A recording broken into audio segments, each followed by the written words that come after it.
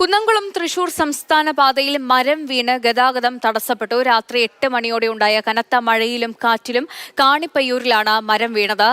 തൃശൂരിലെ വിശദാംശങ്ങൾ പറയാൻ MS ലിഷോയ് ചേരുന്നുണ്ട്. ലിഷോയ്, ജില്ലയിൽ കനത്ത മഴയാണോ, നാശനഷ്ടങ്ങൾ ഉണ്ടോ? ഇപ്പോൾ മരം കടപുഴകി വീണ വിവരങ്ങൾ ലഭിക്കുന്നുണ്ട്. മറ്റു വിശദാംശങ്ങൾ.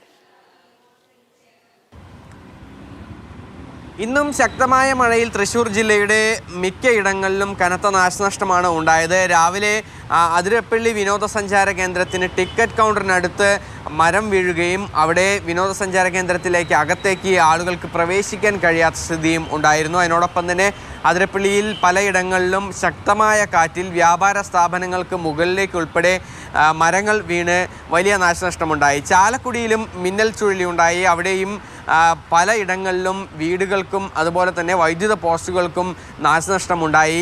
ആ മേഖലയിൽ ആകമാനം രാവിലെ തന്നെ വലിയ നാശനഷ്ടമാണ് ഉണ്ടായത്. അതിനോടൊപ്പം തന്നെ കരുവന്നൂർ ഭാഗത്ത് ആൽമരം ഒടിഞ്ഞു വീണ് രാജാ കമ്പനിയുടെ ബസ് സ്റ്റോപ്പിന് സമീപം നിന്ന ആൽമരമാണ് തൊട്ടടുത്ത കടയ്ക്ക് മുകളിലേക്ക് ഒടിഞ്ഞു വീണത്. ഈ പ്രദേശത്ത് ഈ ആൽമരം അപകടാവസ്ഥയിലാണ് എന്ന് ചൂണ്ടിക്കാണിച്ചുകൊണ്ട് നേരത്തെയും നാട്ടുകാരുൾപ്പെടെയുള്ളവർ അവിടെ അധികൃതർക്ക് ഇക്കാര്യങ്ങൾ അറിയിപ്പ് നൽകിയിരുന്നു. പക്ഷേ ഇതുവരേക്കും അത് വെട്ടിമാറ്റുന്നതിന് വേണ്ടിയുള്ള നടപടികളൊന്നും തന്നെ എടുക്കാത്തതിൽ പ്രതിഷേധം ഉണ്ടായിരുന്നു. അതിനോടൊപ്പം തന്നെ കനത്ത മഴയിലും കാറ്റിലും കയ്പമംഗലത്തും വ്യാപക നാശനഷ്ടമുണ്ടായി. കയ്പമംഗലത്ത് നിരവധി ഇടങ്ങളിൽ വൈദ്യുത പോസ്റ്റുകളും അതുപോലെ തന്നെ വീടുകൾക്കും തകരാറുകൾ സംഭവിച്ചിട്ടുണ്ട്. ഇന്നലെ രാത്രിയിലുണ്ടായ കനത്ത മഴയിൽ കാക്കാത്തിരുത്തിയിൽ മരം കടപുഴകി കനത്ത മഴയാണ്. അതോടൊപ്പം തന്നെ മരങ്ങൾ കടപുഴകി വീഴുന്ന ഒരു സാഹചര്യവുമുണ്ട്.